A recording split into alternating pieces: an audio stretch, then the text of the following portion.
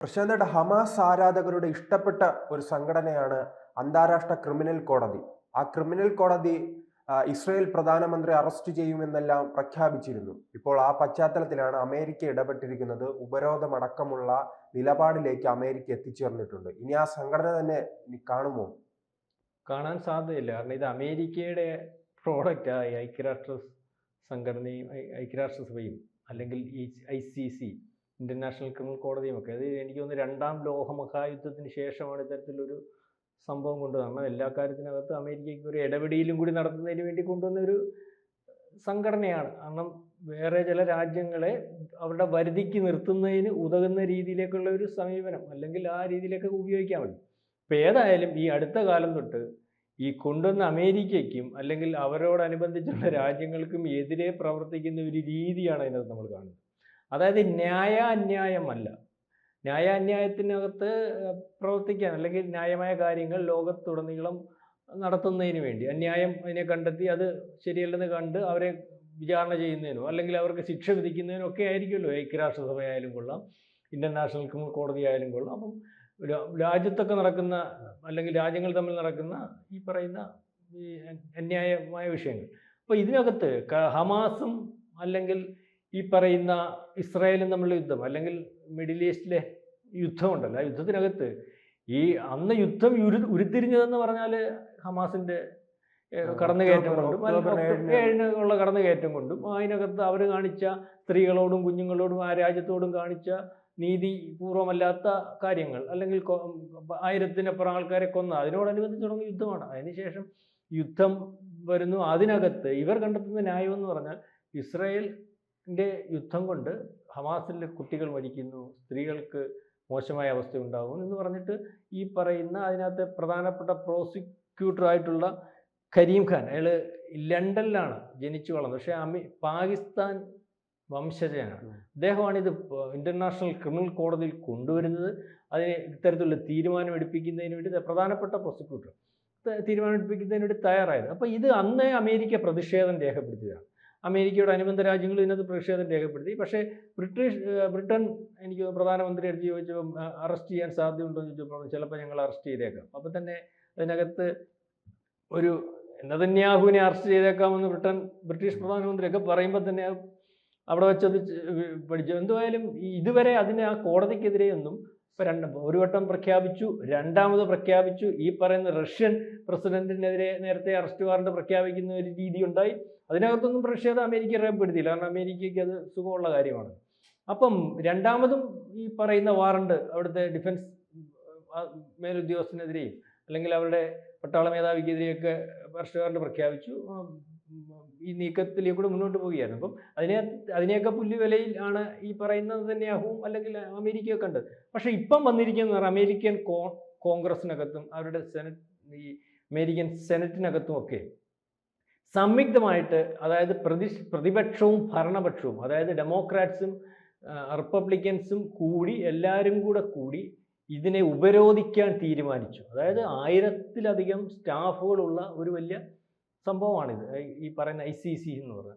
ഇവർക്ക് രാജ്യത്തുടനീളം സഞ്ചരിച്ച് ഈ കേസുകളുമായിട്ട് ബന്ധപ്പെട്ട കാര്യങ്ങൾ അല്ലെങ്കിൽ അതിനോടനുബന്ധിച്ചുള്ള വിഷയങ്ങൾ, അപ്പോൾ ഇന്റർനാഷണൽ പാസ്പോർട്ടും ഇത്തരത്തിലെ ഉദ്യോഗസ്ഥന്മാർക്ക് വലിയ വിലയും കാര്യങ്ങളും ഒക്കെ ഉള്ളതാണ്. അവർക്ക് എവിടെയും സഞ്ചരിക്കാൻ, ഏത് രാജ്യത്ത് കടന്നു ചെല്ലുന്നതിനും ആ രാജ്യത്ത് കടന്നു ചെല്ലുമ്പോൾ ആ രാജ്യത്തിൻ്റെ സ്വീകാര്യത അവരോട് പ്രത്യേക രീതിയിലായിരിക്കും. ഇനിയിപ്പോൾ വരാൻ പോകുന്നത്, ഉപരോധം ഏർപ്പെടുത്തി കഴിഞ്ഞാൽ പ്രധാനമായും അമേരിക്കയിൽ ഇവർ കയറാൻ പറ്റില്ല, അമേരിക്കയിൽ ഉദ്യോഗസ്ഥന്മാർ കയറാൻ പറ്റത്തില്ല. അപ്പം അതിനോടനുബന്ധിച്ച് ആ രാജ്യവുമായിട്ട് ബന്ധപ്പെട്ട് നിൽക്കുന്ന മറ്റു രാജ്യങ്ങൾ ഇതേ രീതിയിൽ തന്നെ കാര്യങ്ങൾ ഓപ്പറേറ്റ് ചെയ്യുമല്ലോ. അമേരിക്ക ചെയ്യുന്ന കാര്യങ്ങൾ അമേരിക്കയുടെ ഈ അനുബന്ധമായിട്ട് നിൽക്കുന്ന അല്ലെങ്കിൽ അവരുടെ ഈ നാറ്റോ രാജ്യങ്ങളും ഒക്കെ അല്ലെങ്കിൽ യൂറോപ്യൻ രാജ്യങ്ങളും ഒക്കെ ഈ രീതിയിൽ, അതായത് ഈ ഉദ്യോഗസ്ഥന്മാരുടെ ഒരു നമ്മൾ പരിശോധിക്കാമെങ്കിൽ ഒരു 1000 പേരുണ്ടെങ്കിൽ അതിനകത്ത് ഒരു 500 പേരുടെയും കുടുംബങ്ങൾ ഒരുപക്ഷെ അമേരിക്കയിലായിരിക്കും, ഇതുപോലെ ലണ്ടനിലായിരിക്കും. അപ്പോൾ ഈ കുടുംബങ്ങൾ അല്ലെങ്കിൽ അവർ താമസിക്കുന്ന സ്ഥലത്തേക്ക് പോലും ചെല്ലാൻ പറ്റാത്ത രീതിയിലേക്ക് ഇതിനകത്ത് ഉദ്യോഗസ്ഥന്മാരായിട്ട് ഇരിക്കുന്ന അവസ്ഥ വന്നാൽ ഉണ്ടാകും. അതായത് ഈ ഉദ്യോഗസ്ഥന്മാരെല്ലാം നിവർത്തികേട് കൊണ്ട് രാജിവെച്ച് പോകുന്ന ഒരവസ്ഥ. പിന്നെ ഇതിന് ഏറ്റവും കൂടുതൽ ഫണ്ട് ഈ ഐക്യരാഷ്ട്രസഭയ്ക്കായാലും കൊള്ളാം, ഈ പറയുന്ന ഈ ICC-ക്കായാലും കൊള്ളാം, അപ്പോൾ ഫണ്ടൊക്കെ എന്ന് പറഞ്ഞാൽ അമേരിക്കയും അല്ലെങ്കിൽ അതിനോടനുബന്ധിച്ചുള്ള രാജ്യങ്ങളുമാണ്. ഇന്ത്യ ഉൾപ്പെടെയുള്ള രാജ്യങ്ങൾ ഇതിൻ്റെ ഭാഗമാണ്, അവരാണ് കൊടുക്കുന്നത്. ഈ ഫണ്ട് എവിടെ നിന്ന് കിട്ടും? ഇതെങ്ങനെ പ്രവർത്തിക്കും? നെതർലൻഡ്സിലാണെന്ന് തോന്നുന്നു ഇതിൻ്റെ ആസ്ഥാനം അല്ലേ? അപ്പം ആ രീതിയിൽ, അതായത് ഈ കോടതി ഇനി ഉണ്ടാകുന്ന ഒരവസ്ഥയിലേക്കല്ല കാര്യങ്ങൾ നീങ്ങുന്നത്. അതായത് ഇനി ഈ കോടതി വേണ്ട.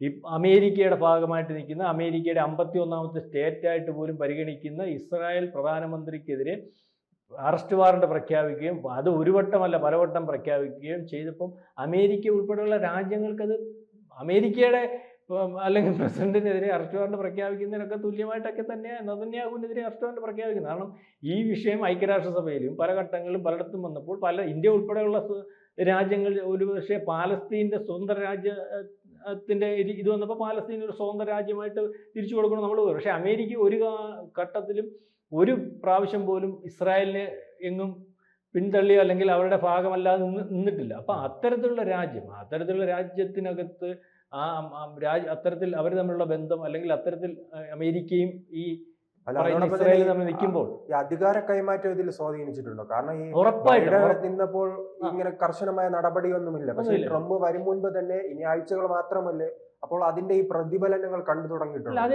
ഉറപ്പായിട്ടുണ്ട്. കാരണം നേരത്തെ പ്രസിഡന്റ് രേഖപ്പെടുത്തിയതേ ഉള്ളൂ. ഈ അറസ്റ്റ് വാറന്റ് പ്രഖ്യാപിച്ച കോടതിക്കെതിരെ ഇത്തരത്തിൽ നടപടികൾ വന്നില്ല.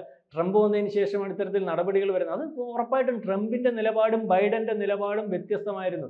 ബൈഡന്റെ നിലപാടുകൾ ഒരുപക്ഷെ അമേരിക്ക എന്ന് പറഞ്ഞ രാജ്യത്തിന് പോലും താല്പര്യമില്ലാത്ത ഒരു അവസ്ഥ വന്നുകൊണ്ടാണല്ലോ ഈ ട്രംപിന്റെ മുദ്രാവാക്യങ്ങൾ, അല്ലെങ്കിൽ ഈ അമേരിക്കയുടെ സംസ്കാര പൈതൃകം നഷ്ടപ്പെടുന്നു, അവിടുത്തെ ഈ പറയുന്ന ക്രിസ്ത്യൻ സംസ്കാരം നഷ്ടപ്പെടുന്നു, അവിടുത്തെ കടന്നുകയറ്റത്തെ കുടിയേറ്റത്തെ ഇപ്പോഴത്തെ ബൈഡന്റെ കുടിയേറ്റത്തെ പ്രോത്സാഹിപ്പിച്ച് നാളെ കാലത്ത് അമേരിക്ക ഇല്ലാതാവുമെന്ന് പറയുന്നു. അപ്പോൾ ഇതെല്ലാം ശരിയാണെന്ന് വരുന്ന രീതി കൊണ്ടാണല്ലോ ഈ പറയുന്ന മാധ്യമങ്ങൾ ഉൾപ്പെടെ എല്ലാവരും സർവേ റിപ്പോർട്ടുകളൊക്കെ മാധ്യമങ്ങളെ സ്വാധീനിച്ച് ഈ പറയുന്ന ബൈഡൻ അനുകൂലമായിരുന്നില്ല. കമല ഹാരിസാണ് മത്സരിച്ചത്, അല്ലെങ്കിൽ അവരുടെ പാർട്ടിക്ക് അനുകൂലമായിരുന്നില്ല. അവസാനം മത്സരിച്ച് വന്നപ്പോൾ എന്ത് പറ്റി? അല്ലെങ്കിൽ റിസൾട്ട് വന്നപ്പോൾ എങ്ങനെ ഇരിക്കുന്നു? നേരത്തെ അദ്ദേഹം പണ്ട് മത്സരിച്ചപ്പോഴും ഇതുപോലെ തോക്കുമെന്നല്ലായിരുന്നു പറഞ്ഞത്. ഈ ട്രംപ് മത്സരിക്കുമ്പോൾ നേരത്തെ ഇതിന് മുമ്പ് 4 കൊല്ലം പ്രസിഡന്റ് ആയിട്ടിരുന്നു, അന്നും തോക്കുമെന്നാണ് പറഞ്ഞത്. അന്നും ഈ പറഞ്ഞതുപോലെ റിസൾട്ട് വന്നപ്പോൾ അദ്ദേഹം ജയിച്ചു. ഈ പ്രാവശ്യവും അദ്ദേഹത്തിന്റെ റിസൾട്ട് അമ്പരിപ്പിക്കുന്ന റിസൾട്ട് ആയിരുന്നല്ലോ. അപ്പോൾ അയാൾ പറയുന്നത്, ഈ ട്രംപ് പറയുന്ന കാര്യങ്ങൾ അമേരിക്ക അക്സെപ്റ്റ് ചെയ്യുന്നു, അതുപോലെ തന്നെ ലോകത്തിൽ മിക്കവാറുമുള്ള രാജ്യങ്ങൾ ഇത് അക്സെപ്റ്റ് ചെയ്യുന്ന രീതിയിലേക്ക് പോകും. അങ്ങനെ ലോകക്രമം പരിശോധിക്കുമ്പോൾ ഈ അനധികൃത കുടിയേറ്റവും ഈ ട്രംപ് പറയുന്ന ഒരു രാജ്യത്തിൻ്റെ സംസ്കാരമൊക്കെ നിലനിർത്തുന്നതായിട്ടുണ്ടെന്നുള്ള രീതി ശരിയാണെന്നല്ലേ വരുന്നത്. ഇപ്പം നമ്മൾ ഈ പറയുമ്പം ഈ പറയുന്ന ബ്രിട്ടനിൽ എന്തോ സംഭവിക്കുന്നത്, അല്ലെങ്കിൽ ആസ്ട്രേലിയയിൽ എന്തോ സംഭവിക്കുന്നത്, ഈ പറയുന്ന കാനഡയിൽ എന്തോ സംഭവിക്കുന്നത്, എല്ലാ രാജ്യങ്ങളിലും അനധികൃത കുടിയേറ്റം അനുവദിച്ചിട്ടുള്ളവർ ആ രാജ്യത്തിൻ്റെ നിലനിൽപ്പിനെ ബാധിക്കത്തക്ക രീതിയിൽ പ്രവർത്തിച്ചുകൊണ്ടിരിക്കുക. അല്ലെങ്കിൽ ജർമ്മനിയിൽ കഴിഞ്ഞ ഇത് കണ്ടില്ലേ, അമേരിക്കയിൽ ഏറ്റവും അവസാനം കണ്ടില്ലേ. അപ്പം ഈ പറയുന്നത് പോലെ ഭീകരവാദത്തെ വളർത്തുന്നതിന് ഉതകിയിട്ടുള്ളൂ. അപ്പം ഈ ഐക്യരാഷ്ട്രസഭ ഉൾപ്പെടെ ഉള്ളതിനകത്ത് ഈ മിഡിൽ ഈസ്റ്റ് യുദ്ധം നടന്നപ്പോൾ ഹമാസിന്റെ ഭാഗമായിട്ടുള്ള ഐക്യരാഷ്ട്രസഭയിലുണ്ടായിരുന്നു. അതിനകത്ത് ചാരന്മാരുണ്ടായിരുന്നു, അവരെ പിടിക്കുന്ന ഒരവസ്ഥ വന്നു. അപ്പം അതുപോലെ ലോകത്തുടനീളം ഈ പറയുന്ന ഇന്റർനാഷണൽ ക്രിമിനൽ കോടതിയും ഐക്യരാഷ്ട്രസഭയും ഒക്കെ ഈ പറയുന്ന ഭീകരവാദികൾ ലോകത്തുടനീളം നടത്തുന്ന പ്രശ്നങ്ങൾക്ക് എന്താ സൊല്യൂഷൻ കണ്ടെത്താതെ? അല്ലെങ്കിൽ പട്ടിണിക്ക്, അല്ലെങ്കിൽ ഈ പറയുന്ന പകർച്ചവ്യാധികളുടെ ഈ ഐക്യരാഷ്ട്രസഭയുടെ തന്നെ നമുക്കറിയാമല്ലോ, ഈ കോവിഡ് കാലത്ത് ഈ പകർച്ചവ്യാധികളെ പറ്റി എടുത്ത നിലപാടുകളും അല്ലെങ്കിൽ അതിൻ്റെ അകത്തുള്ള ഒരു സൂക്ഷ്മതയില്ലായ്മ, അവരുടെ നീക്കങ്ങളൊക്കെ പരാജയമാരെന്ന് പറയുന്ന രീതി, അവരുടെ പറയുന്ന ഡേറ്റ തെറ്റിപ്പോകുന്നു, അവർ പറയുന്ന കാര്യങ്ങൾ വിശ്വാസയോഗ്യമല്ലാതെ പോകുന്നു. അതായത് എല്ലാ രീതിയിലും പരാജയപ്പെട്ടു പോകുന്ന ഒരവസ്ഥ.